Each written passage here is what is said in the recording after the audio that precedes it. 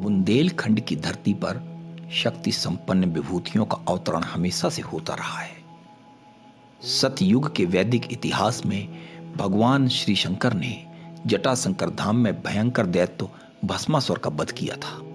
वहीं त्रेता युग में भगवान श्री राम ने चित्रकूट के आरण्यक क्षेत्र को असुरों से मुक्त किया था। द्वापर युग में भगवान श्री कृष्ण की कृपा से पांडवों ने भीमकुंड, अर्जुन कुंड जैसे स्थानों पर तात्कालिक आतिताइयों से जनमानस को मुक्ति प्रदान की थी।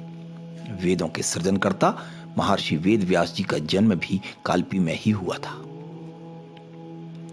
इसी क्रम में कलयुग के प्रारंभ से लेकर वर्तमान तक अनेक दिव्य आत्माओं ने मानवीय काया धारण की और लोक कल्याणकारी कार्यों को गति प्रदान की। वर्तमान में श्री बागेश्वर धाम की चमत्कारिक घटनाओं ने लोगों को आकर्षित करना शुरू कर दिया है। अल्पकाल में ही अनगिनत लोगों ने अपनी भौतिक समस्याओं के निदान के लिए इस धाम को श्रेय देना प्रचारित किया। अध्यात्म के तल पर शक्ति साधना का परिणाम जानने की जिज्ञासा से हम भी प्रेरित हो उठे और पहुंच गए मध्य प्रदेश के छतरपुर जिला मुख्यालय से 30 किलोमीटर पूर्व में स्थापित श्री बागेश्वर धाम, जहां पीठाधीश्वर आचार्य धीरेन्द्र कृष्ण जी शास्त्री के मार्गदर्शन में देश के दूर दराज इलाकों से आए समस्याग्रस्त श्रद्धालुओं की भीड़ अपनी भौतिक समस्याओं का समाधान पा रही थी। भीड़ को नियंत्रित करने और व्यवस्था प्रदान करने हेतु यहां टोकन पद्धति को लागू किया गया है, ताकि क्रमबद्ध ढंग से आगंतुकों को अपनी समस्याओं का विस्तार बिना कहे जानने और फिर उसका निदान पाने का अवसर प्राप्त हो सके। डॉक्टरी भाषा अनुसार इनको ओसीडी नामक बीमारी है। डॉक्टरी भाषा अनुसार ओसीडी नामक बीमारी है। सही, जो हम पर्चे पर लिखेंगे वो यही बोलेंगे। आप जो पूछने आए हैं वो पूर्ववत ही पर्चे पर लिख गया। आप जो बोलने वाले हैं उसको हमने पहले से क्रमबद्ध करके रख दिया।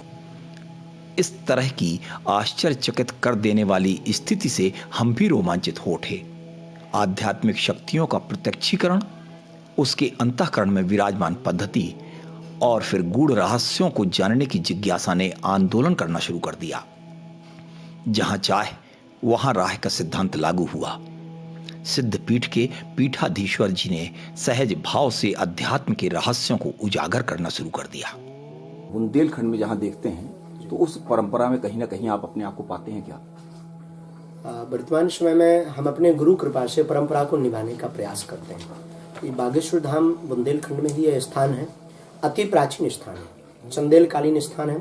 हमारे पूज्य बब्बा जी भी यहाँ रहते थे और बब्बा जी के पूर्व में एक और संत हुए 110 साल पहले, संत श्री श्री 108 श्री गोले महाराज गर्ग जी, वो भी यहाँ विराजमान रहते थे।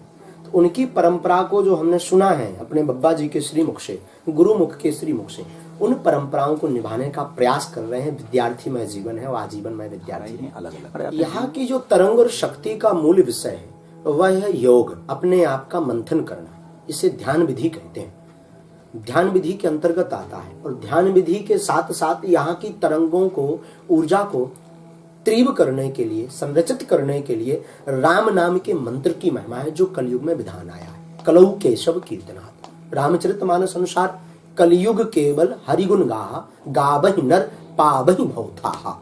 कलयुग केवल नाम आधारा, सुमरि सुमरि नर उतरहि पारा। तो मूलतया ध्यान विधि से हम अपने आप को जानने का प्रयास, या जो भी गुरु कृपा से हमें साधना प्राप्त हुई है उसको निरंतर बढ़ाते हुए और राम नाम की महिमा का, राम नाम की महिमा, राम नाम के संकीर्तन का जाप करके लोगों को जोड़ रहे हैं। हमारे मन को, हमको, ये जौन हम हैं इसको खत्म करना ही है। मैं तुम मैं, इस प्रकार की उपस्थिति तक पहुंचने के लिए, लेवल तक पहुंचने के लिए निरंतर योग कर रहा है। बस इतना ही होने चाहिए। उस संदोहन के मध्य की ऊर्जा को आप कहाँ रोक पाते हैं? बस वो स्थान बता दीजिए, शरीर के किस अंग में रोक पाते हैं? आपकी शब्द शैली और जो आपका प्रश्न है बड़ा गंभीर और बहुत अद्भुत। हम बड़े प्रसन्नचित्त हैं। जो तरंग राम नाम के जब से, या जिस माध्यम से हम लोगों को उनकी परेशानियों का समाधान बताने का प्रयास करते हैं, बताते हैं, या लोगों के अनुसार चमत्कार दिखाते हैं, उसके पीछे बीज मूलतया हमारा मन है। हम यहाँ तक अपने हृदयंगम तक, हमारी हृदय से जो भावनाएं होकर के यहाँ पर ब्रेन में प्रवेश करती हैं, उसी के द्वारा कलमबद्ध कर देते हैं। उसे ही तरंग की ऊर्जा का स्थान मान लीजिए। क्या परकाया प्रवेश के माध्यम से? शायद परकाया प्रवेश के पहले जो साधना का विधान हमारे वैदिक ग्रंथों में है, उस विधान को एक क्षण में आप करके और परकाया प्रवेश करके उनकी मना स्थिति को पढ़ के और उसको लिपिबद्ध करना, ये तरंग विज्ञान के जो आध्यात्मिक राडार हैं, उन राडार के ऊपर भी कैसे अंकित हो जाता है इतने कम समय में। इसके लिए किस स्थान को, मैंने जो कहा था, फिर वहीं आते हैं, किस स्थान पर ऊर्जा का संकेत? मन एकाग्रचित करना है। मन एकाग्रचित के साथ इस तरंग, ये स्थान वो मूल है। इतने सारे लोगों का आप प्रारब्ध काट रहे हैं, इसको आप किस रूप में उस प्रायश्चित को करते हैं, वो और बता दें। प्रतिक्रिया आपने पूर्ववत देखी है दरबार में, उसमें हम प्रारब्ध नहीं काटते। प्रारब्ध राम नाम का जप, और जो व्यक्ति आता है उसका पुरुषार्थ स्वयं काटता है। उसे विधि बतलाई जाती है, 21 मंगलवार आइए, विधि ही प्रारब्ध काट रहा है और राम नाम का जप ही प्रारब्ध काट रहा है। और जो मंत्र अंकित किया जाता है पर्चे पर, वो मंत्र ही प्रारब्ध काट रहा है। वह मंत्र सभी बीज होते हैं। वो जो मंत्र अंकित किए जाते हैं पर्चे पर, उसी की बड़ी महिमा है मंत्र की। वो बीज मंत्र दिए जाते हैं। मंत्रों से जो ऊर्जा होती है, उस ऊर्जा को बॉडी में एक्टिवेट करवाने के लिए मंगलवार को बुलाते हैं, और उसका जो रोग होता है, अमुक अमुक प्रश्न होते हैं, उस पर कृपा होने लगती है और वो चमत्कार समझता है। और कर्म के सिद्धांतों के जो तल हैं, उन तलों को कम करता है या काट देता है? क्योंकि अभी तक जो देखा गया कि प्रभाव को कम करने की स्थिति सामने आती थी। काटना बहुत लंबी संरचना है। कर्म को, पाप को कोई भी मेट नहीं सकता है, गति को कोई भी मेट नहीं सकता है। उसे हम भगवत कृपा से, हनुमान जी की प्रेरणा से, मंत्र जप के प्रभाव से, उदाहरण तौर पर एक्सीडेंट अगर हमारा ट्रक से लिखा है तो मंत्र बल प्रभाव से साइकिल से हो जाएगा, साइकिल से हो जाएगा। इसे कम करना कह सकते हैं आप। काटना कदापि ना कोई कह सकता, न ऐसा हुआ है। केवल एक महादेव हुए हैं जो काट सकते हैं। भाभी मैट सकल त्रिपुरारी, ये रामचरितमानस का।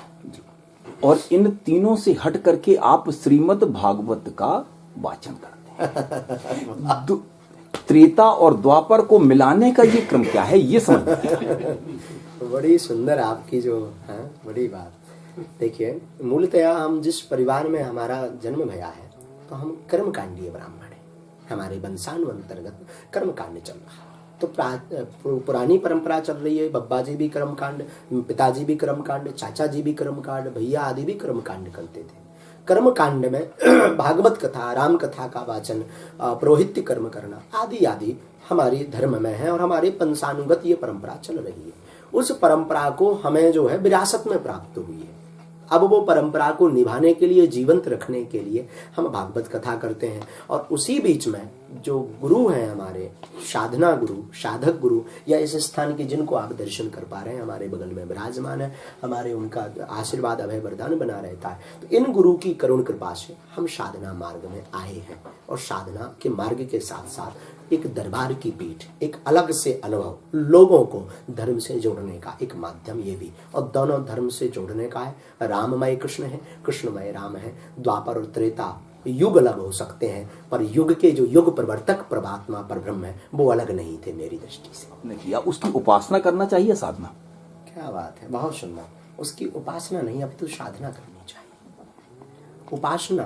उपासना का अर्थ है उपमाने समीप रहना, आसन लगा करके समीप रहना ही उपासना है। और साधना का अर्थ है अपने आप को साध करके लोगों को साधने के लिए जागरूक करना, ये साधना है। हमने इस शरीर ने, इस दास ने, गुरु कृपा से हमने उपासना के मार्ग को नहीं चुना, अपितु साधना के मार्ग को चुना है। और साधना मार्ग को चुन करके लोगों को साधना से जोड़ने का प्रयास कर रहे हैं। हर रोग की दवा हनुमान जी के चरणों में है, क्योंकि चारों युग परिताप तुम्हारा, दैहिक, दैविक, भौतिक, तीनों में से कोई भी आपका भाव हो, वो तीनों एक ही जगह पूर्ण हो सकते हैं। ऐसा प्रयास करने के लिए आज भी साधना कर रहे हैं और करते रहेंगे। ये बाह्य शक्तियां किन किन पायदानों पर होती हैं और विज्ञान उसे कहां तक मान्यता देता है? भूत प्रेत से लेकर के ऊपर के पायदान तक, देवी देवताओं तक, इसको कैसे प्रमाणित किया सकता है कि इस तरह के भूत प्रेत और योनियां होती हैं?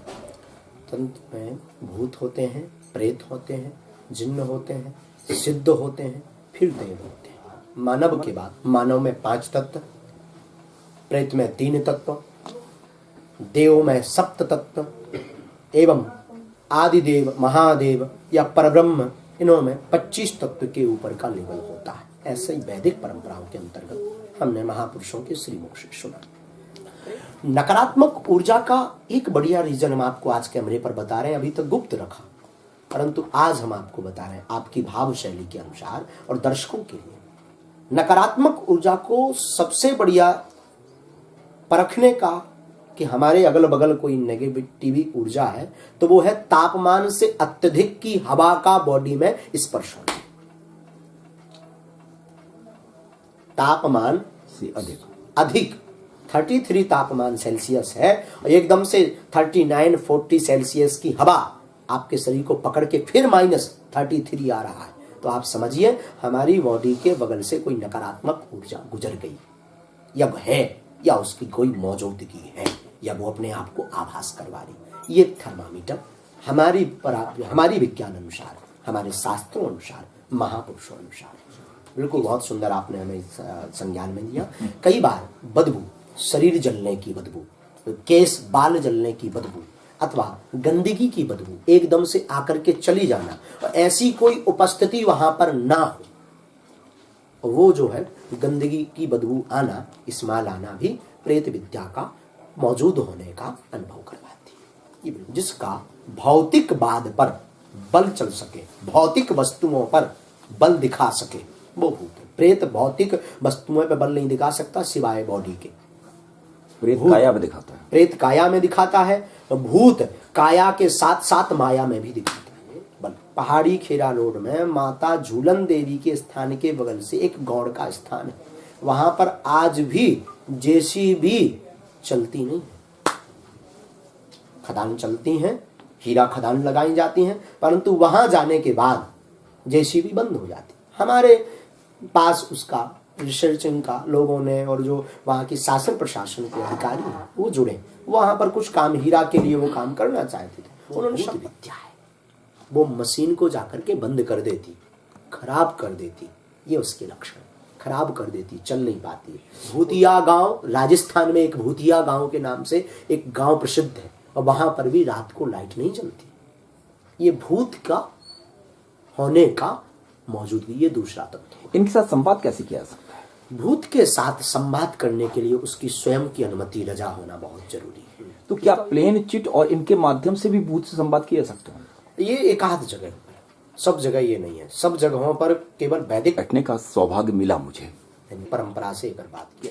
सारे धर्मों में सब सर्वोच्च एक प्रकाश तत्व माना गया, एक प्रकाश, एक लाइट, एक नूर, एक वो। क्या आप भी इसको मानते हैं या केवल मूर्ति तक ही सीमित रह जाते हैं? लाइट के बिना, प्रकाश के बिना कुछ भी नहीं। सर्वोच्च परमात्मा का स्वरूप तेज है, सर्वोच्च परमात्मा का स्वरूप तेज है। कोटि सूर्य समप्रभा प्रत्युत्तर से। बहुत बहुत धन्यवाद। अनंत में व्याप्त ज्ञान को मानवीय जीवनियों हेतु सुलभ कराने का क्रम निरंतर जारी रहेगा। आगे हरि इच्छा।